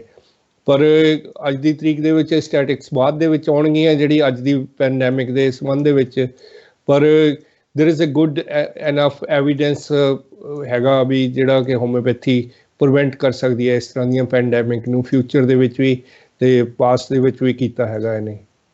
ਬਿਲਕੁਲ ਜਿਵੇਂ ਤੁਸੀਂ ਦੱਸਿਆ ਕਿ ਕਰ ਸਕਦੀ ਹੈਗੀ, ਪਰ ਤੁਹਾਨੂੰ ਲੱਗਦਾ ਹੈ ਕਿ ਹੁਣ ਇਸ ਵੇਲੇ ਵੀ ਹੋਮਿਓਪੈਥਿਕ ਦੇ ਵਿੱਚ ਰਿਸਰਚ ਚੱਲ ਰਹੀਆਂ ਨੇ ਫॉर ਦਿਸ ਪੈਂਡੈਮਿਕ? ਹਾਂਜੀ, ਕਿਉਂਕਿ ਜਿਹੜੀਆਂ ਸਾਡੀਆਂ ਆਰਗੇਨਾਈਜੇਸ਼ਨਾਂ ਦੇ ਡੋਂਟ ਸਿਟ ਆਈਡਲ, ਉਹ ਆਪਣੇ ਲੈਵਲ ਤੇ ਰਿਸਰਚ ਕਰ ਰਹੀਆਂ ਜਿਨ੍ਹਾਂ ਮੁਲਕਾਂ ਦੇ ਵਿੱਚ ਮਤਲਬ ਰੈਕੋਗਨਾਈਜ਼ਡ ਹੈਗੀ ਆ ਹੋਮਿਓਪੈਥੀ ਸਟੇਟ ਗਵਰਨਮੈਂਟ ਤੇ ਫੈਡਰਲ ਗਵਰਨਮੈਂਟ ਦੇ, ਜਿਸ ਤਰ੍ਹਾਂ ਇੰਡੀਆ ਦੇ ਵਿੱਚ ਹੈਗੀ ਆ, ਕਿਊਬਾ ਦੇ ਵਿੱਚ ਹੈਗੀ ਆ, ਈਵਨ ਚਾਈਨਾ ਦੇ ਵਿੱਚ ਵੀ ਦੇ ਡਿਡ ਰਿਸਰਚ ਐਂਡ ਦੇ head good work speed work done. ਇੱਥੇ ਥੋੜ੍ਹਾ ਜਿਹਾ ਸਾਡੇ ਅਮਰੀਕਾ ਜਾਂ ਨਾਰਥ ਅਮਰੀਕਾ ਦੇ ਵਿੱਚ ਕੈਨੇਡਾ ਦੇ ਵਿੱਚ ਕਹਿ ਲਓ ਇੱਥੇ ਥੋੜ੍ਹਾ ਜਿਹਾ ਡਿਫਰੈਂਟ ਸਟਰਕਚਰ ਹੈਗਾ। ਦੂਸਰੇ ਹੈਲਥ ਕੇਅਰ ਸਿਸਟਮ ਜਿਹੜੇ ਆ ਉਹ ਜ਼ਿਆਦਾ ਭਾਰੂ ਹੈਗੇ ਆ ਜਿਹਦੇ ਕਰਕੇ ਹੋਮਿਓਪੈਥੀ ਨੂੰ ਜਿਹੜਾ ਬਣਦਾ ਮਤਲਬ ਉਹਦੀ ਰਿਸਪੈਕਟ ਨਹੀਂ ਮਿਲ ਰਹੀ, ਇਸ ਕਰਕੇ ਥੋੜ੍ਹਾ ਜਿਹਾ ਡਰਾਬੈਕ ਹੈਗਾ ਇੱਥੇ। ਪਰ the things will come back, I am hopeful. ਬਿਲਕੁਲ ਹੋਮਿਓਪੈਥੀ ਦਾ ਅਸੀਂ ਪਹਿਲਾਂ ਵੀ ਜ਼ਿਕਰ ਕਰਕੇ ਹਟੇ ਹਾਂ ਕਿ ਸਲੋ ਸਟੱਡੀ ਜਿਹੜਾ ਇਫੈਕਟ ਜਿਹੜਾ ਦੂਰ ਤੱਕ ਹੁੰਦਾ ਆ, ਪਰ ਹੁਣ ਜੇ ਇਸ ਪੈਂਡੈਮਿਕ ਦੇ ਅਸੀਂ ਇਲਾਜ ਦੀ ਗੱਲ ਕਰੀਏ ਤਾਂ WHO ਵੱਲੋਂ ਐਂਟੀਬਾਡੀ ਟੈਸਟ ਹੈ ਜਿਹੜੇ ਉਹ ਅਪਰੂਵ ਕੀਤੇ ਗਏ, ਪਰ ਫਿਰ ਵੀ ਨਿਊਯਾਰਕ ਦੇ ਵਿੱਚ ਹੋ ਰਹੇ ਨੇ। ਪਲਾਜ਼ਮਾ ਥੈਰੇਪੀ ਹੋ ਰਹੀ ਹੈ, ਸੋ ਉਹਦੇ ਬਾਰੇ ਥੋੜਾ ਜਿਹਾ ਦੱਸੋ ਕਿ ਕੀ ਚੀਜ਼ ਹੈਗੀ ਹੈ, ਕਿਵੇਂ ਕੰਮ ਕਰਦੀ ਹੈ?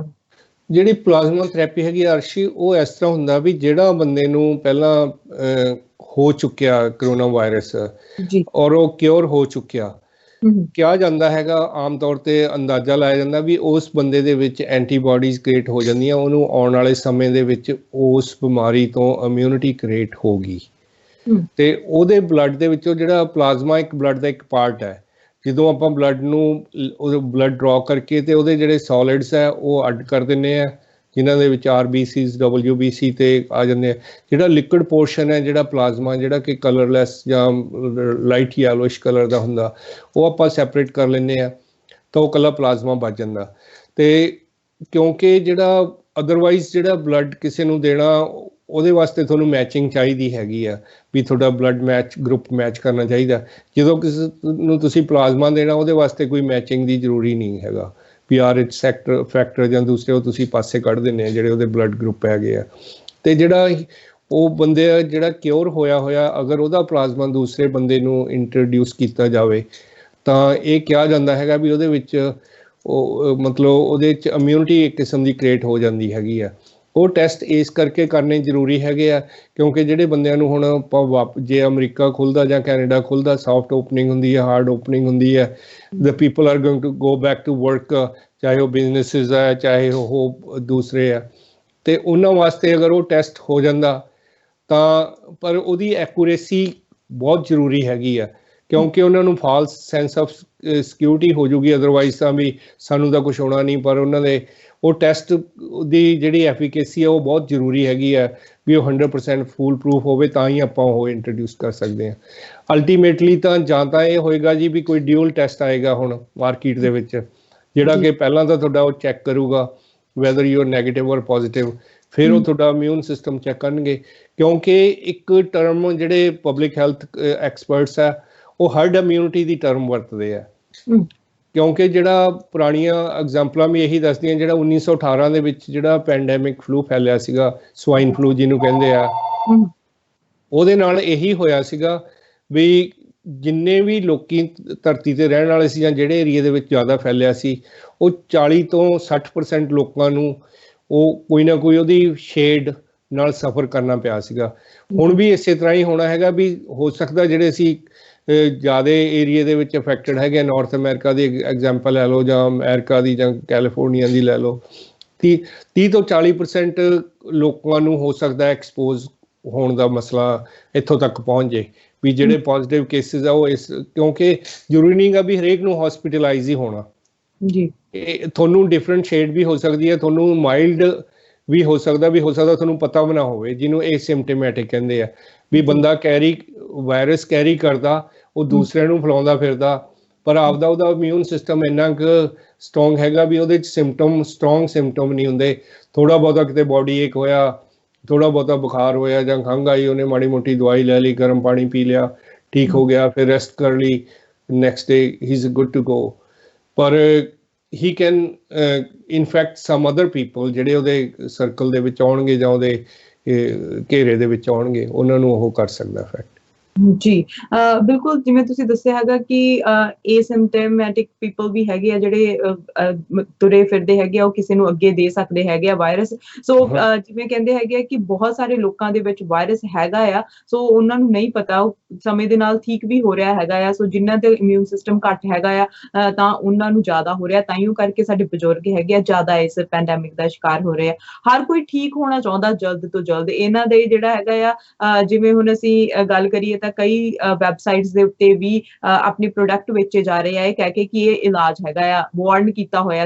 ਹੈਲਥ ਕੈਨੇਡਾ ਦੀ ਗੱਲ ਕਰ ਲਈਏ ਜਾਂ ਹੈਲਥ ਆਫੀਸ਼ੀਅਲਸ ਦੀ ਗੱਲ ਕਰ ਲਈਏ, ਹੋਰ ਕੰਟਰੀਜ਼ ਦੇ ਵਿੱਚ ਹੈਲਥ ਆਫੀਸ਼ੀਅਲਸ ਆ ਉਹ ਵੀ ਵਾਰਨ ਕਰ ਰਹੇ ਹੈਗੇ ਆ। ਸੋ ਓਰੇਗਨੋ ਆਇਲ ਹੋਇਆ, ਐਨੇਸ਼ੀਆ ਹੋਇਆ, ਸੋ ਇਦਾਂ ਦੀਆਂ ਚੀਜ਼ਾਂ ਜਿਹੜੀਆਂ ਨੇ ਉਹ COVID-19 ਦਾ ਇਲਾਜ ਦੱਸ ਕੇ ਮਹਿੰਗੇ ਰੇਟਾਂ ਤੇ ਵੇਚੀਆਂ ਜਾ ਰਹੀਆਂ ਨੇ। ਸੋ ਸੈਨੀਟਾਈਜ਼ਰ ਦੇ ਇੰਜੈਕਸ਼ਨ ਬਣਨ ਦੀ ਗੱਲ ਹੋ ਰਹੀ ਸੀ, ਅਲਟਰਾ ਵਾਇਲਟ ਰੇਜ਼ ਦੀ ਗੱਲ ਹੋ ਰਹੀ ਸੀ। ਸੋ ਇਦਾਂ ਦੀਆਂ ਚੀਜ਼ਾਂ ਵੀ ਬਹੁਤ ਸੁਣਨ ਨੂੰ ਮਿਲ ਰਹੀਆਂ ਹੈਗੀਆਂ ਨੇ ਕਿਉਂਕਿ ਜਦੋਂ ਲੋਕਾਂ ਦੇ ਵਿੱਚ ਪੈਨਿਕ ਦਾ ਮਾਹੌਲ ਹੁੰਦਾ ਨਾ ਜੀ, ਉਦੋਂ ਜਿਹੜੀ ਇਹ ਆਪਾਂ ਉਹਨੂੰ ਕਹਿ ਸਕਦੇ ਹੈਗੇ ਆ ਵੀ ਕਮਿਊਨਿਟੀ ਹੈਗੀ ਹੈ ਜਿਨ੍ਹਾਂ ਦਾ ਮਕਸਦ ਹੀ ਪ੍ਰੋਫਿਟ ਕਰਨਾ, ਉਹ ਆਲਵੇਜ਼ ਕੈਸ਼ ਇਨ ਕਰਦੀ ਹੈਗੀ ਹੈ। ਹੁਣ ਵੀ ਤੁਸੀਂ ਇਹ ਦੇਖੋਗੇ ਵੀ ਜਦੋਂ ਖੁੱਲ੍ਹ ਜਾਣਾ ਇਹੋ ਜਿਹੇ ਵੇਵ ਆਫ ਪ੍ਰੋਡਕਟਸ ਆਉਣੇ ਹੈਗੇ ਮਾਰਕੀਟ ਦੇ ਵਿੱਚ, ਜਿਸ ਤਰ੍ਹਾਂ ਸਭ ਤੋਂ ਪਹਿਲਾਂ ਤਾਂ ਜਿਹੜਾ ਕੰਟੈਕਟ ਡਿਟੈਕਸ਼ਨ ਐਪਸ ਵਗੈਰਾ ਆਉਣਗੀਆਂ ਜਿਹੜੀਆਂ ਕਿ ਜ਼ਰੂਰਤ ਵੀ ਹੈਗੀਆਂ ਵੀ ਤੁਸੀਂ ਕਿੱਥੇ ਗਏ ਆ, ਤੁਹਾਡਾ ਕਿੱਥੇ ਟਰੈਕਿੰਗ ਰਹੀ ਹੈ, ਕਿਹੜੇ ਬੰਦੇ ਨੂੰ ਮਿਲੇ ਆ,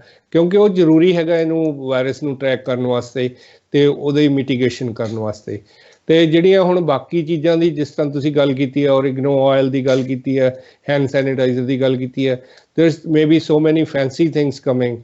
ਤੁਸੀਂ ਦੇਖੋਗੇ ਜਿਹੜਾ ਫੈਸ਼ਨ ਡਿਜ਼ਾਈਨਰ ਹੈ ਉਹ ਹੁਣ ਮਾਸਕ ਡਿਜ਼ਾਈਨ ਕਰਿਆ ਕਰਨਗੇ, ਜੋ ਤੁਸੀਂ ਆਪਣਾ ਆਊਟਫਿਟ ਆਰਡਰ ਕਰਿਆ ਕਰੋਗੇ ਉਹਦੇ ਨਾਲ ਦਾ ਮੈਚਿੰਗ ਮਾਸਕ ਹੋਇਆ ਕਰੂਗਾ, ਤੁਹਾਡੀਆਂ ਗਲਾਸਿਸ ਇਸ ਤਰ੍ਹਾਂ ਦੀਆਂ ਹੋਣਗੀਆਂ ਜਾਂ ਤੁਹਾਨੂੰ ਗਲਵਜ਼ ਇਸ ਤਰ੍ਹਾਂ ਦੇ ਆਉਣਗੇ ਜਿਹੜੇ ਕਿ ਫੈਸ਼ਨ ਸਟੇਟਮੈਂਟ ਹੋਇਆ ਕਰਨਗੇ। Already those companies are thinking of those kind of those lines. ਜੀ ਹਾਂਜੀ, ਸੋ ਬਹੁਤ ਸਾਰਾ ਚੇਂਜ ਵਰਲਡ ਦੇ ਵਿੱਚ ਦੇਖਣ ਨੂੰ ਮਿਲਣਾ ਹੈਗਾ ਆ। ਸੋ ਇੱਕ ਹੋਰ ਨਿਊਜ਼ ਆਈ ਸੀ ਡਾਕਟਰ ਗਿੱਲ ਜੀ, ਤੁਹਾਡੇ ਤੋਂ ਕਨਫਰਮੇਸ਼ਨ ਲੈਣੀ ਹੋਵੇ। ਪਹਿਲਾਂ ਵੀ ਇੱਕ ਜ਼ੂ ਦੇ ਵਿੱਚ ਜਿਹੜਾ ਹੈਗਾ ਇੱਕ ਜਾਨਵਰ ਨੂੰ ਪਾਇਆ ਗਿਆ ਸੀਗਾ ਕਰੋਨਾ ਵਾਇਰਸ, ਪਰ ਉਸ ਤੋਂ ਬਾਅਦ ਇੱਕ ਦੋ ਪੈਟ ਨੂੰ ਪਾਇਆ ਗਿਆ। ਹੁਣ ਫੇਰ ਇੱਕ ਪੈਟ ਜਿਹੜਾ ਚਰਚਾ ਦੇ ਵਿੱਚ ਹੈ, ਜਿਹੜੀ ਫੈਮਿਲੀ ਨੇ ਪੂਰੀ ਨੇ ਆਪਣਾ ਟੈਸਟ ਕਰਵਾਇਆ ਸੀਗਾ।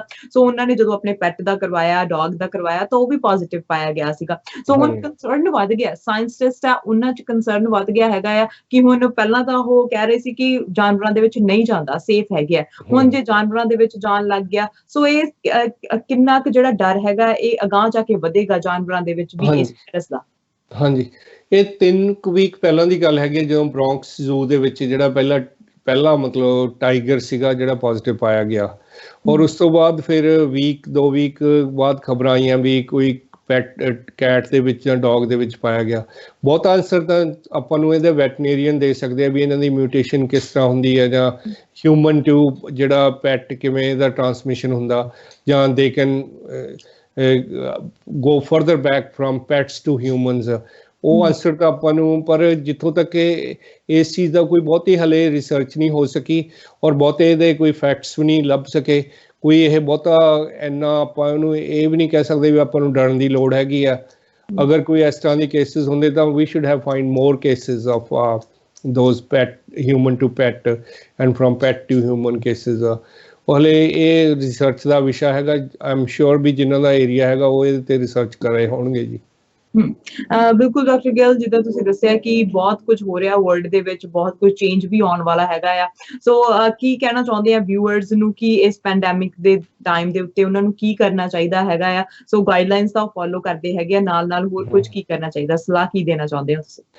ਕਿਉਂਕਿ ਹੁਣ ਆਪਾਂ ਨੂੰ ਆਪਣਾ ਬਿਹੇਵੀਅਰ ਹੀ ਸੈਟਅਪ ਕਰਨਾ ਪਊਗਾ ਜੀ। ਵੀ ਆਪਾਂ ਜੇ ਜਾਂਦੇ ਹਾਂ ਤਾਂ ਹਮੇਸ਼ਾ ਜਿੰਨਾ ਚਿਰ ਇੱਕ ਤਾਂ ਹਰ ਰੋਜ਼ ਤੁਸੀਂ ਨਿਊਜ਼ ਸੁਣੋ ਔਰ ਦੇਖੋ, ਔਰ ਜਿਸ ਤਰ੍ਹਾਂ ਜਿਹੜੇ ਤੁਹਾਡੇ ਪਬਲਿਕ ਹੈਲਥ ਐਕਸਪਰਟਸ ਹੈਗੇ ਆ ਜਾਂ ਜਿਹੜੇ ਹੈਲਥ ਕੇਅਰ ਅਫੀਸ਼ੀਅਲਸ ਹੈਗੇ ਆ ਜਿਹੜੇ ਇਹਦੇ ਨਾਲ ਰਿਲੇਟਡ ਹੈਗੇ ਆ, ਜਿਨ੍ਹਾਂ ਦੀ ਕਾਫੀ ਸਾਲਾਂ ਦੀ ਪੜ੍ਹਾਈ ਜਾਂ ਮਿਹਨਤ ਦਾ ਸਦਕਾ ਉਹ ਇਸ ਲੈਵਲ 'ਤੇ ਪਹੁੰਚੇ ਆ, ਉਹਨਾਂ ਨੂੰ ਜ਼ਰੂਰ ਸੁਣੋ ਅਤੇ ਕੋਸ਼ਿਸ਼ ਕਰੋ ਅਨਨੈਸੈਸਰੀ। ਜਿਸ ਤਰ੍ਹਾਂ ਆਪਾਂ ਨੂੰ ਹੌਲੀ ਹੌਲੀ, ਜਿਸ ਤਰ੍ਹਾਂ ਪਹਿਲਾਂ ਹੁਣ ਲੋਕਾਂ ਨੇ ਜਦੋਂ ਸਾਡੇ 2 ਦਿਨ ਕਾਫੀ ਗਰਮੀ ਪਈ ਹੈ ਕੈਲੀਫੋਰਨੀਆ ਵਿੱਚ, ਲੋਕੀ ਬੀਚਾਂ ਦੇ ਉੱਤੇ ਜਾ ਕੇ ਮਤਲਬ ਅਨਨੈਸੈਸਰੀ ਜਾਣਾ ਸ਼ੁਰੂ ਹੋ ਗਿਆ ਜਿਹੜਾ ਕਿ ਸਰ ਸਕਦਾ ਸੀ। ਹਾਰ ਕੇ ਉਹਨਾਂ ਨੂੰ ਅੱਜ ਸਾਡੇ ਗਵਰਨਰ ਨੂੰ ਇੱਥੇ ਬੈਨ ਲਾਉਣਾ ਪਿਆ ਵੀ ਤੁਸੀਂ you can't go to the beaches ਆ। ਅਤੇ ਜਿਸ ਤਰ੍ਹਾਂ ਸੌਫਟ ਓਪਨਿੰਗ ਹੋਊਗੀ, ਹੁਣ ਜਿਸ ਤਰ੍ਹਾਂ ਟੈਕਸਸ ਦੇ ਵਿੱਚ ਉਹਨਾਂ ਨੇ ਥੀਏਟਰਸ ਅਤੇ ਰੈਸਟੋਰੈਂਟਸ ਖੋਲ੍ਹ ਦੇਣੇ ਇਸ ਫਰਾਈਡੇ ਤੋਂ, ਪਰ I don't think the people will feel comfortable going to the places, crowded places ਦੇ ਵਿੱਚ ਜਾਂ ਥੀਏਟਰ ਦੇ ਵਿੱਚ ਜਾ ਕੇ ਤੁਸੀਂ ਮੂਵੀ ਦੇਖੋਗੇ ਨਾਲ ਦੇ ਬੈਠੇ ਤਾਂ ਤੁਹਾਨੂੰ ਇਹ ਡਰ ਲੱਗੀ ਜਾਊਗਾ ਵੀ ਇਹਨੂੰ ਕਰੋਨਾ ਨਾ ਹੋਇਆ ਹੋਵੇ।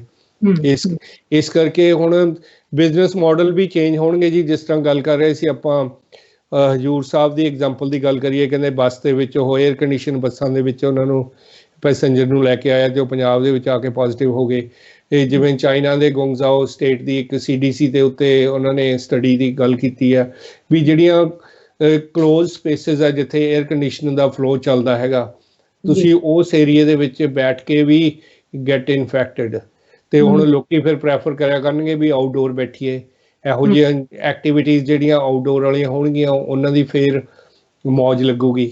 ਅਤੇ ਜਿਹੜੀਆਂ ਬੰਦ ਸਪੇਸਿਸ ਵਾਲੀਆਂ ਐਕਟੀਵਿਟੀ ਤੋਂ ਲੋਕੀ ਭੱਜਿਆ ਕਰਨਗੇ। ਆਪਣੇ ਹਿਊਮਨ ਬਿਹੇਵੀਅਰ ਤਾਂ ਆਪਾਂ ਹਮੇਸ਼ਾ ਹਰ ਨਵੀਆਂ ਚੀਜ਼ਾਂ ਇਨਵੋਲਵ ਹੁੰਦੀਆਂ ਰਹਿੰਦੀਆਂ ਅਤੇ ਆਪਣੇ ਬਿਹੇਵੀਅਰ 'ਚ ਵੀ ਇਹ ਚੇਂਜਿਸ ਆਉਣਗੀਆਂ ਜੀ। ਹੁਣ ਅੱਗੇ ਲੋਕੀ ਕਹਿੰਦੇ ਸੀ ਅਸੀਂ ਅੰਦਰ ਬੈਠਣਾ ਜੀ, ਹੁਣ ਕਿਆ ਕਰਨਗੇ ਅਸੀਂ ਬਾਹਰ ਬੈਠਾਂਗੇ ਜੀ। ਅਤੇ ਹੋ ਸਕਦਾ ਅਸੀਂ ਵੀ ਆਪਣੀ ਕਲੀਨਿਕ ਦਾ ਇੱਕ ਡੋਰ ਖੋਲ ਕੇ ਤੇ ਬਾਹਰ ਬੈਠ ਕੇ ਮਰੀਜ਼ ਦੇਖਿਆ ਕਰੀਏ, ਧੁੱਪੇ ਬੈਠ ਕੇ, ਜਿਸ ਤਰ੍ਹਾਂ ਇੰਡੀਆ ਦੇ ਵਿੱਚ ਦੇਖਦੇ ਸੀ ਜੀ। ਬਿਲਕੁਲ ਚੇਂਜ ਜਿਹੜੀ ਹੈਗੀ ਆ ਉਹ ਸਮੇਂ ਦੇ ਨਾਲ ਆਉਂਦੀ ਹੈਗੀ ਆ, ਪਰ ਇੰਨੀ ਵੱਡੀ ਚੇਂਜ ਕਿਸੇ ਨੇ ਸੋਚੀ ਨਹੀਂ ਸੀ ਕਿ ਆਵੇਗੀ। ਪਰ ਸਾਨੂੰ ਜਿਹੜਾ ਟਾਈਮ ਦੇ ਨਾਲ ਚੱਲਣਾ ਹੋਊਗਾ ਤੇ ਤੁਸੀਂ ਸਾਨੂੰ ਅਪਡੇਟਸ ਦਿੰਦੇ ਰਹਿੰਦੇ ਹੋ, ਅਮਰੀਕਾ ਦੇ ਵਿੱਚ ਕੀ ਹੋ ਰਿਹਾ, ਹੋਮੋਪੈਥਿਕ ਵਰਲਡ ਦੇ ਵਿੱਚ ਕੀ ਹੋ ਰਿਹਾ ਹੈਗਾ। ਸੋ ਆਸ ਕਰਦੇ ਹਾਂ ਕਿ ਅਗਲੀ ਵਾਰ ਵੀ ਤੁਸੀਂ ਏਦਾਂ ਦੀ ਹੀ ਜਾਣਕਾਰੀ ਦੇਵੋਗੇ। ਪਰ ਹੁਣ ਤੱਕ ਦੀ ਜਾਣਕਾਰੀ ਦੇ ਲਈ ਤੁਹਾਡਾ ਬਹੁਤ ਬਹੁਤ ਥੈਂਕ ਯੂ। ਜ਼ਰੂਰ ਜੀ, ਜਦੋਂ ਵੀ ਬੁਲਾਓਗੇ ਮੈਂ ਹਾਜ਼ਰ ਹਾਂ ਜੀ। ਜੀ ਬਿਲਕੁਲ ਬਿਲਕੁਲ, thank you doctor Gill, thank you ਤੁਹਾਡੇ ਟਾਈਮ ਲਈ। ਓਕੇ ਜੀ, ਹਾਂਜੀ। ਬਿਲਕੁਲ ਜੀ, ਤੇ ਅੱਜ ਗੱਲਬਾਤ ਹੋਈ ਡਾਕਟਰ ਹਰਮਿੰਦਰ ਗਿੱਲ ਦੇ ਨਾਲ, ਜਿਨ੍ਹਾਂ ਨੇ ਸਾਨੂੰ ਅਪਡੇਟਸ ਦਿੱਤੀਆਂ ਕਿ ਕੀ ਕੁਝ ਹੋ ਰਿਹਾ ਅਮਰੀਕਾ ਦੇ ਵਿੱਚ ਤੇ ਕੀ ਕੁਝ ਜਿਹੜਾ ਵਰਲਡ ਦੇ ਵਿੱਚ ਹੋ ਰਿਹਾ ਹੈਗਾ, ਪੈਂਡੈਮਿਕ ਕੀ ਹੈ, ਹਿਸਟਰੀ ਕੀ ਹੈ ਉਹਦੀ। ਟਾਈਮ ਟੂ ਟਾਈਮ ਉਹ ਸਾਡੇ ਨਾਲ ਗੱਲਬਾਤ ਕਰਦੇ ਰਹਿੰਦੇ ਨੇ, ਸਾਨੂੰ ਜਾਣਕਾਰੀ ਦਿੰਦੇ ਰਹਿੰਦੇ ਨੇ, ਉਹਨਾਂ ਦਾ ਧੰਨਵਾਦ ਕਰਦੇ ਹਾਂ। ਤੇ ਤੁਹਾਨੂੰ ਕਹਿੰਦੇ ਆ ਕਿ ਤੁਸੀਂ ਸੇਫ ਰਹੋ, ਗਾਈਡਲਾਈਨਸ ਨੂੰ ਫੋਲੋ ਕਰਦੇ ਰਹੋ, ਕਿਉਂਕਿ ਚੇਂਜ ਜਿਹੜੀ ਉਹ ਜ਼ਰੂਰ ਆਵੇਗੀ ਲਾਈਫ ਸਟਾਈਲ ਦੇ ਵਿੱਚ। ਉਹ ਚੇਂਜ ਸਾਨੂੰ ਅਡਾਪਟ ਕਰਨ ਨੂੰ ਥੋੜਾ ਜਿਹਾ ਟਾਈਮ ਲੱਗੇਗਾ, ਪਰ ਸਾਨੂੰ ਆਪਣੇ ਆਪ ਨੂੰ ਟਾਈਮ ਦੇਣਾ ਚਾਹੀਦਾ, ਆਪਣੀ ਫੈਮਿਲੀ ਨੂੰ ਟਾਈਮ ਦੇਣਾ ਚਾਹੀਦਾ। ਸੋ ਇਹ ਕਹਿੰਦੇ ਹੋਏ ਤੁਸੀਂ ਦੇਖਦੇ ਰਹੋ ਸਾਂਝਾ ਟੀਵੀ ਤੇ ਮੈਨੂੰ ਅਰਸ਼ਦੀਪ ਨੂੰ ਦਿਓ ਇਜਾਜ਼ਤ। ਸਤਿ ਸ੍ਰੀ ਅਕਾਲ।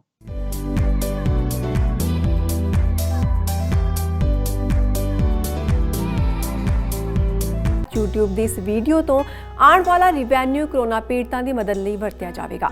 ਇਸ ਕਰਕੇ ਤੁਸੀਂ ਵੀ ਇਸ ਦੇ ਵਿੱਚ ਹਿੱਸੇਦਾਰ ਬਣੋ ਅਤੇ ਇਸ ਖਬਰ ਨੂੰ ਵੱਧ ਤੋਂ ਵੱਧ ਲਾਈਕ ਸ਼ੇਅਰ ਕਰੋ। ਚੈਨਲ ਨੂੰ ਸਬਸਕ੍ਰਾਈਬ ਕਰੋ ਤਾਂ ਕਿ ਦੇਸ਼ ਜਿੱਤੇ ਅਤੇ ਕਰੋਨਾ ਹਾਰੇ।